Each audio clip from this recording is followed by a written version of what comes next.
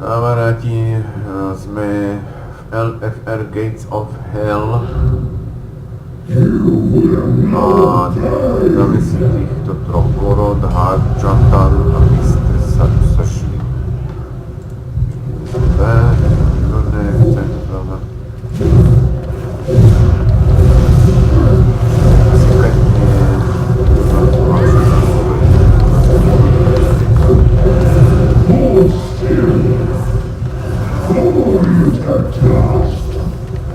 To je lach.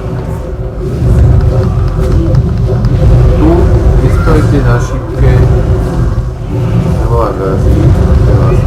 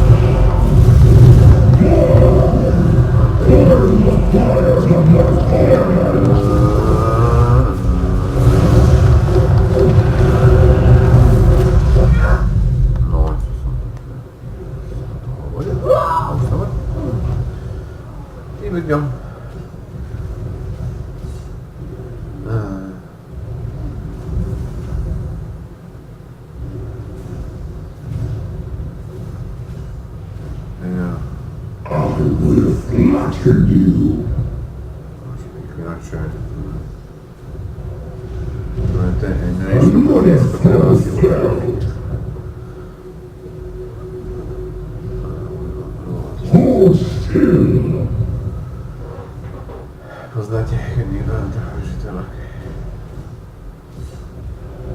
A pritom je to žena a nie je muž, ako sme si mysleli. 2 diely z 35 dielom. Dobre, idem už. Aha.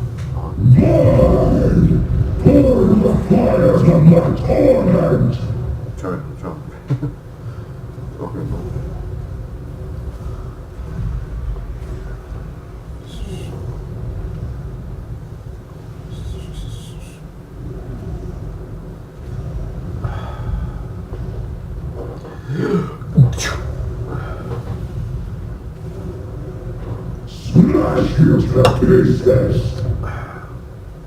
You're vulnerable. Another fulfilled.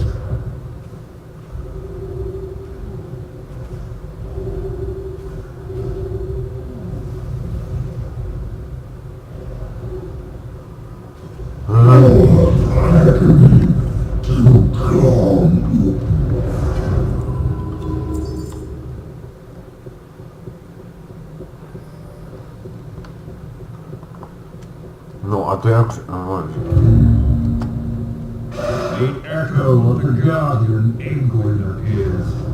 Just as you on the screen I used a banana to Until each level of his temple stood up not his to descend to his depths. You I never anticipated that the Legion would find another way to breach this dark heart. Your protective walls came far away. Each space and only opened with one justice of creation clean mold. The demons will stop at nothing to get he sends one of the Legion's masters working to reanimate the Avatar's subjects. Weaklings should kill him in the task of the Dark Titan's power. Would not know whether any force is good can stand. Then we have no time to lose. Now, the paths are open. Use the pillars of creation to bypass Aegwyn's wars before the Legion claims the Avatar.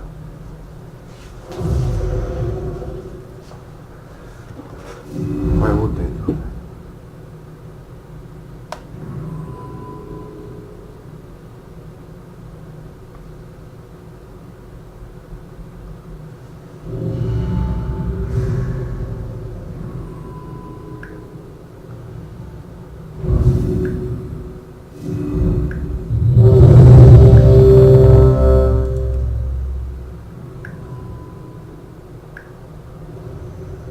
Time to smash!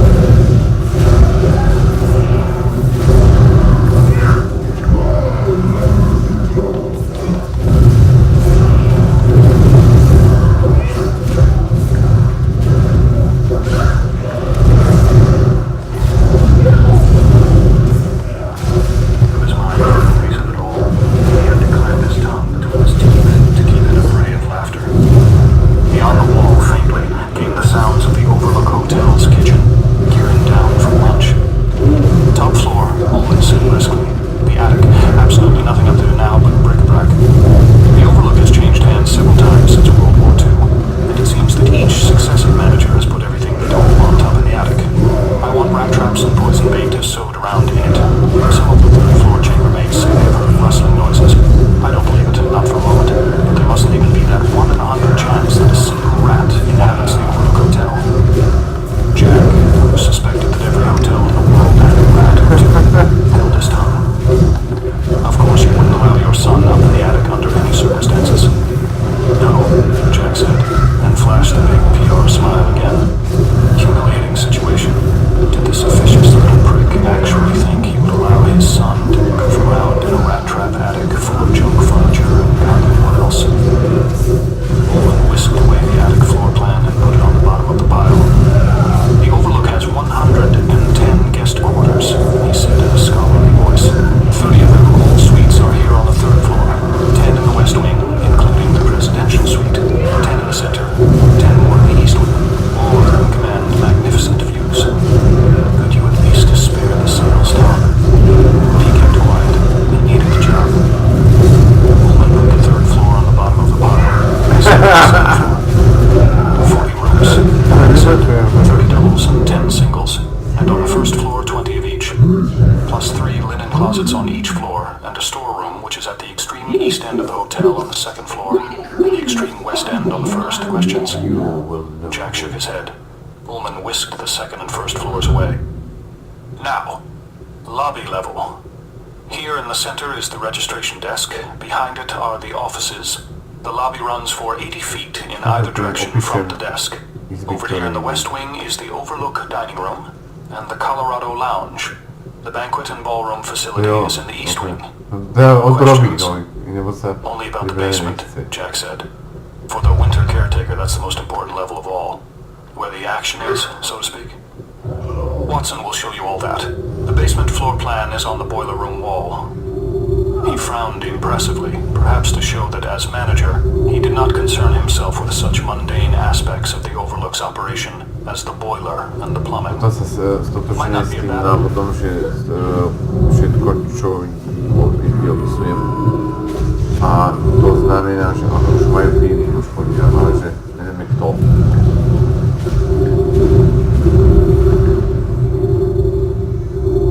Hirže, kto? Audio. Že Grey Matter. Das, ja, aha. No moment, to znaczy 20 jasno. Moment, 20 jasno. What's fiction? This is Scutoline. Scutoline, right? What perfect line?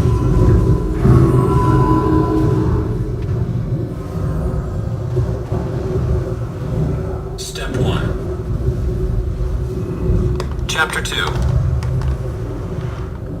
Chris pulled into the Central Valley U-Haul dealership and parked his Jeep, a 2010 Black Patriot.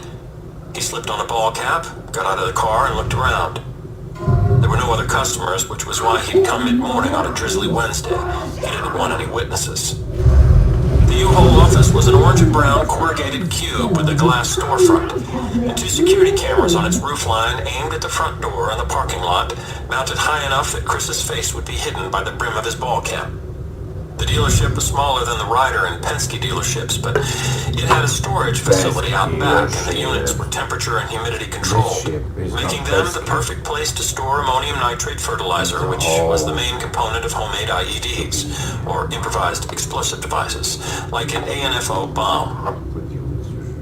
Chris crossed to the lineup of gleaming white and orange pickups, cargo vans, and box trucks, several different lengths. The 10-foot box truck would be large enough to hold the 50 bags of fertilizer and the other equipment. If a 10-footer wasn't available, the 15-footer would do, though it was slower, and its large size could attract attention. Chris spotted only one 10-footer parked in the lot. According to the website, it was available next week, but he wasn't leaving anything to chance. Hello, sir, I'm Rick. The sales clerk came over in a green polo shirt with the logo patch and khaki pants. Hi, I'm Mike Jacobs. Nice to meet you. Chris extended a hand and Rick shook it with a smile. How can I help you today? I'm interested in a 10-footer. Chris gestured to the truck. Is this the only one you have? Yeah,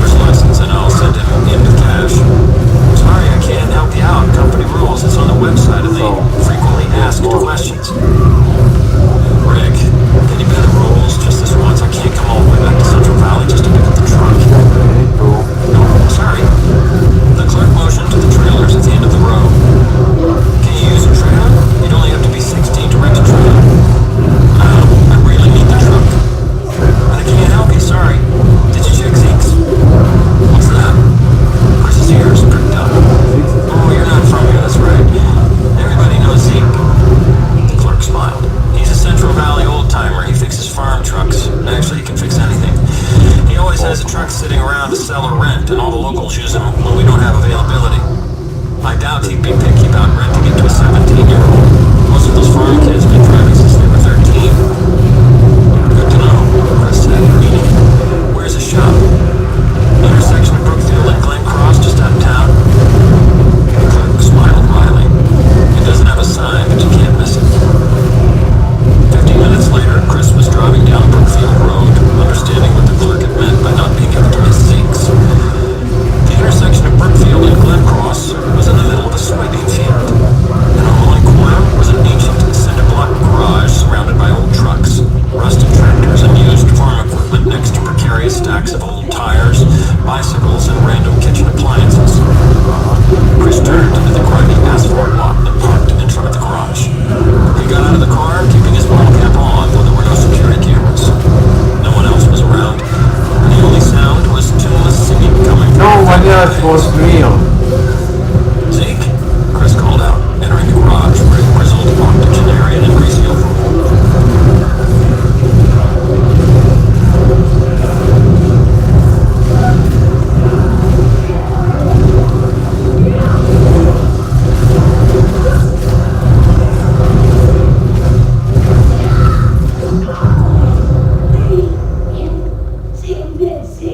From his throne flowed rivers and seas, preparing the path for the Azrael.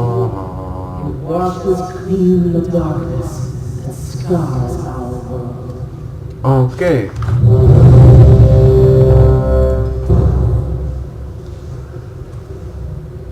To zastavilo.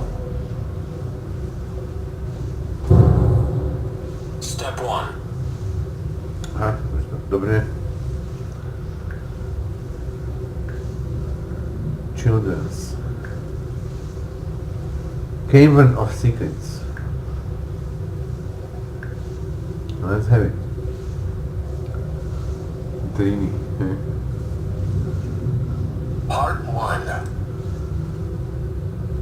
Chapter 1. No povráva sa, že to má. The wind stirred the green needles of the never-bare trees. They swayed and leaned toward each other, murmuring of the coming spring. The trees surrounded the entrance to a cave, which was partially blocked by a huge lichen-covered boulder. Or perhaps it was a pile of dried bracken, for it too trembled in the wind.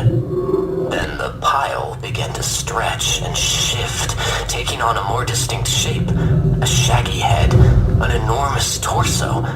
The gigantic golden bear seemed to be emerging from the mountain itself. Rising to her full height, she opened her mouth and growled, a low rumble that grew into a throaty roar. Rafa was woken by thunder.